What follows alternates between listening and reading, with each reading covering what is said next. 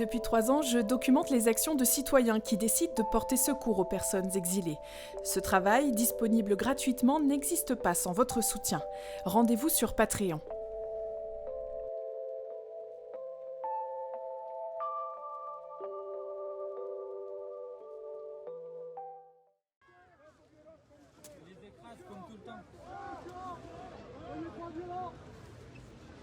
En novembre 2020, je filmais ce direct en plein cœur de Paris. Voilà, les CRS commencent à entrer au milieu de cette armée de tentes, si je peux dire.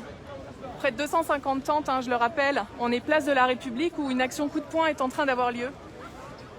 Des personnes exilées qui n'ont pas pu être mises à l'abri lors de l'évacuation du camp de Saint-Denis sont ici. Ils sont près de 800 à ne pas avoir été mis à l'abri.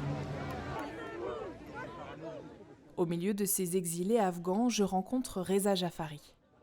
Réfugié en France depuis 10 ans, il est venu soutenir ses jeunes compatriotes. Qu'est-ce que vous avez dit, monsieur ? J'ai dit qu'il y avait des êtres humains là-dedans.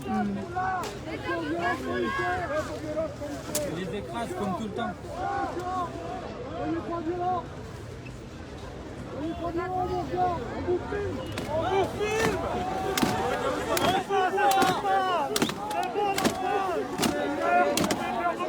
Sous les cris et la violence, le campement est évacué par les autorités.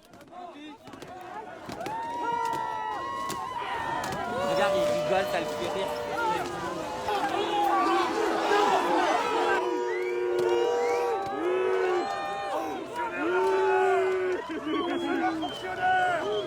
Dès qu'ils sont arrivés, ils ont commencé à nous frapper, à nous gazer. Quand je vois ces policiers, j'ai honte. C'est pas la même France. La France a changé. Et aujourd'hui, tout ce qu'on demande, c'est un logement. Ces gens-là sont en situation régulière. On ne demande pas grand-chose. Reza Jafari, bonsoir. Bonsoir. Vous êtes vous-même ancien réfugié, vous êtes devenu le porte-voix des migrants afghans qui se trouvent à Paris et sa proche banlieue. Je vais vous raconter l'histoire de Reza Jafari. Celle d'une fulgurante reconstruction après l'exil grâce au soutien d'un citoyen, le docteur Pierre Duterte, un homme qui l'a pris sous son aile et lui a donné la force de se battre pour les exilés aux droits bafoués.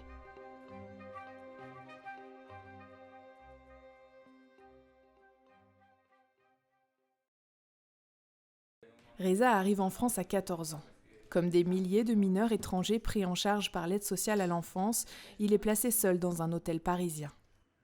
Mais son destin bascule lorsqu'il rencontre Pierre Duterte. Le médecin dirige Parcours d'Exil, un centre de soins pour victimes de torture. Il avait l'air tellement,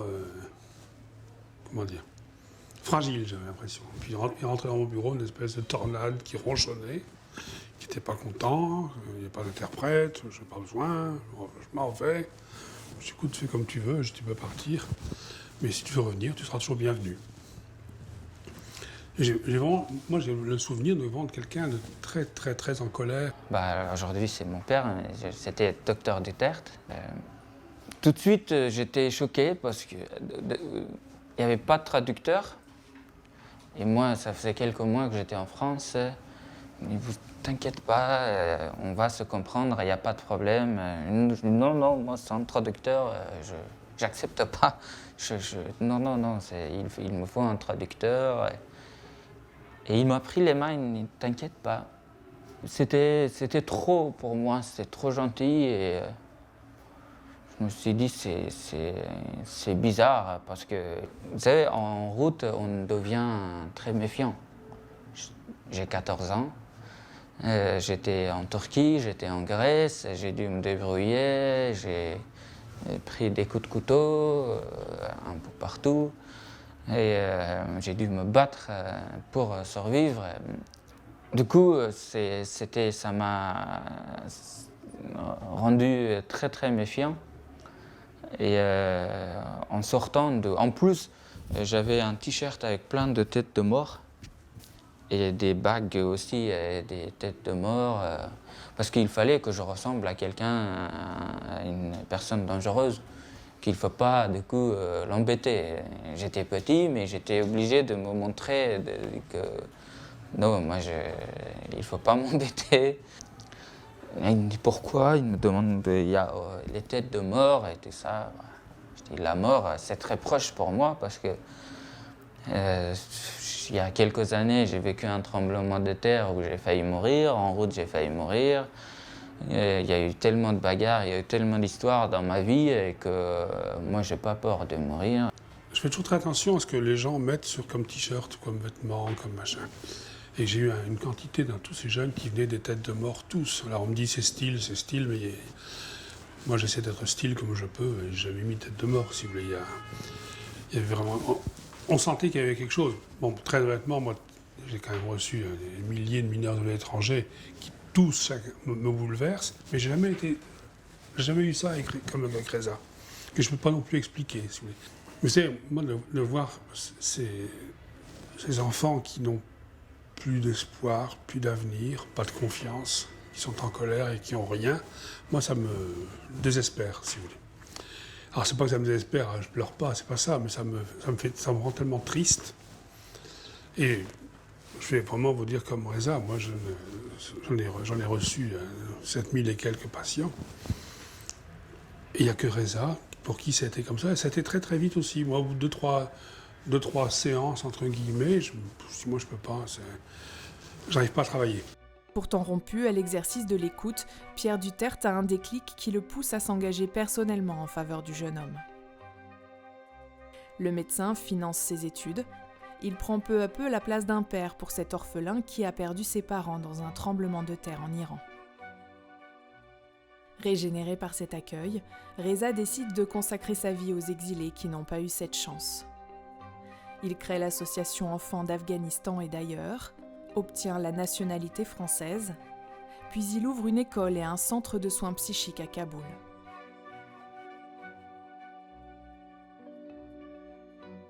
Mais il fait l'objet de menaces et doit rentrer en France.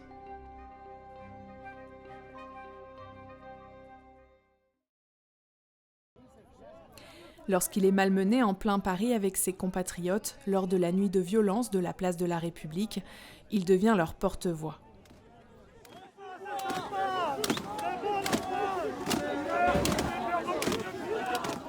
Onze ans après son arrivée dans l'Hexagone, Reza Jaffari s'est senti insulté par sa patrie d'adoption.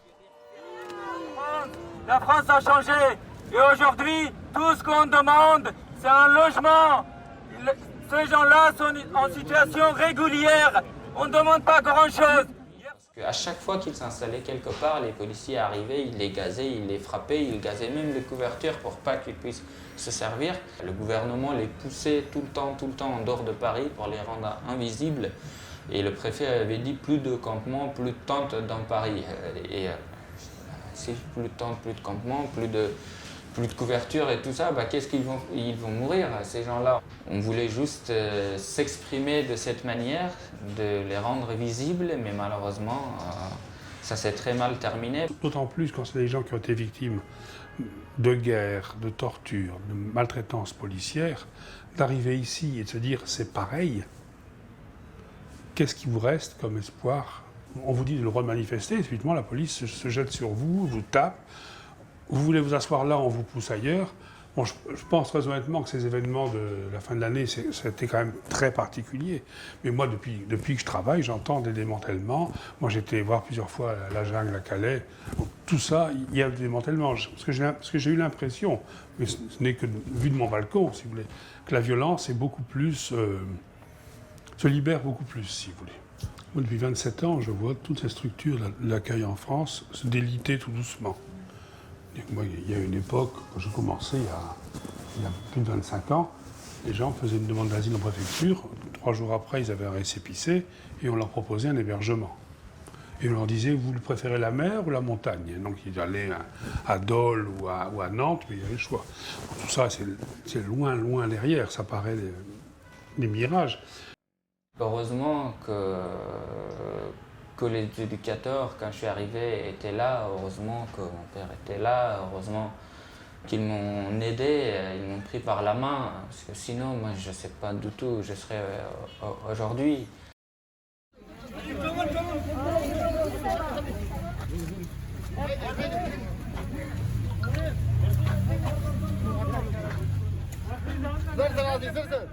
Reza Jafari a rejoint le collectif Réquisition.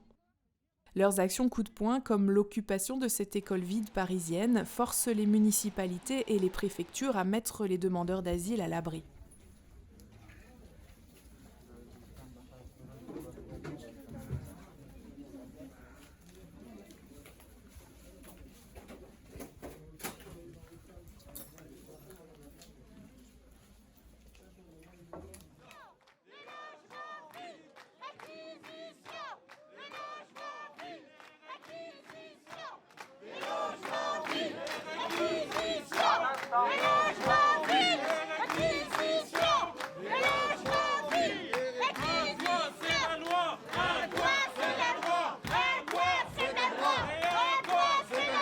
On dit simplement ça suffit.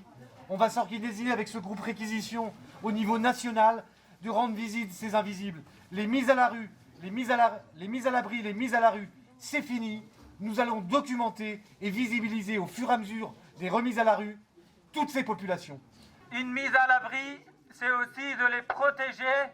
Malheureusement, je suis triste de dire ça, aussi des violences policières qui, par exemple, lacèrent les tentes. Il les frappe, il les gaze sans raison et tout le temps, on continue. On a besoin d'être solidaires. La France est mon pays et je ne peux pas voir mon pays accueillir des gens comme ça. On est dans le pays de droits de l'homme et ils n'ont même pas leurs droits élémentaires.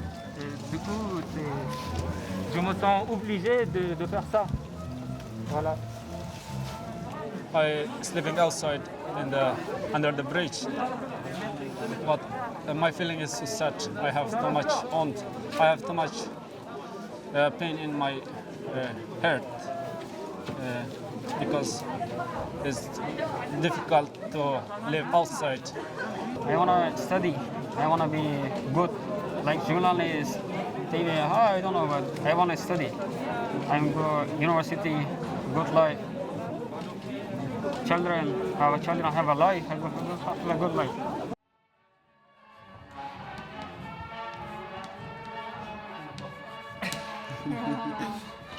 I'm from Afghanistan.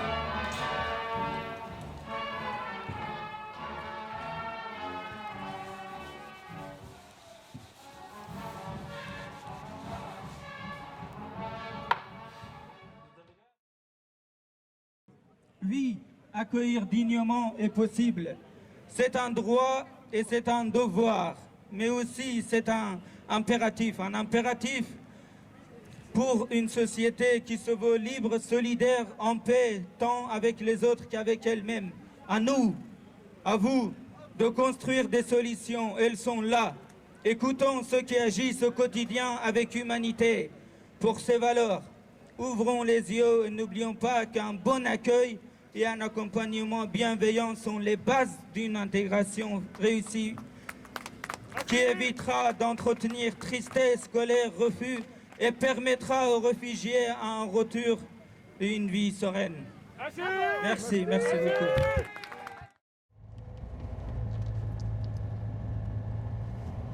Sa médiatisation en a fait un repère également pour les citoyens qui ne se reconnaissent pas dans la politique répressive des autorités. Ce soir-là, c'est un restaurateur qui a fait un don de 100 pizzas à son association. C'est l'association Enfants d'Afghanistan. Je vous remercie, merci beaucoup. Mais c'est vraiment très important pour les gens qui sont dans la rue de voir ça, qu'aujourd'hui le peuple s'y met aussi. C'est pas que la responsabilité des associations de les loger ou de les nourrir. Oui. Si on a votre soutien, ça va nous aider, ça va faciliter les choses. Et aussi, je pense qu'ils seront très contents d'avoir ce soutien et ces pizzas chaudes. Ça va leur faire plaisir. C'est à côté de vous. Merci.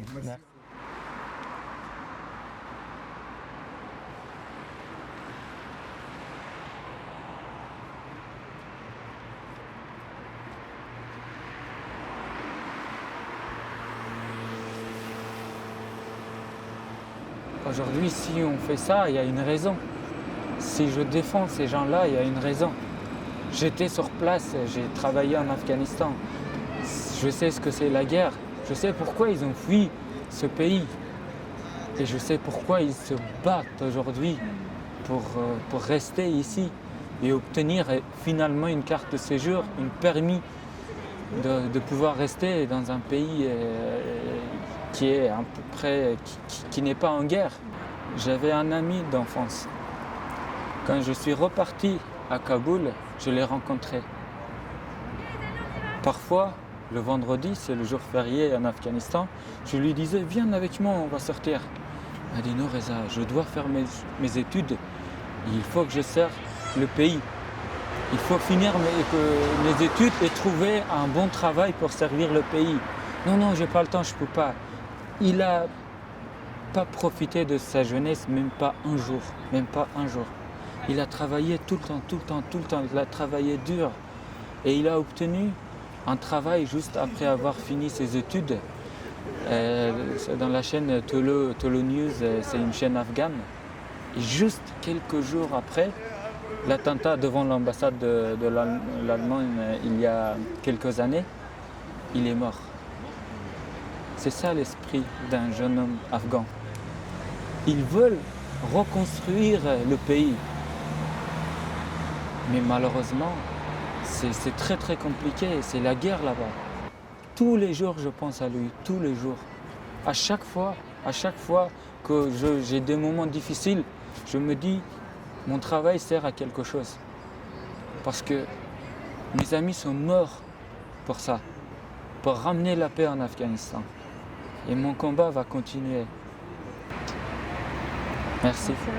Merci à vous.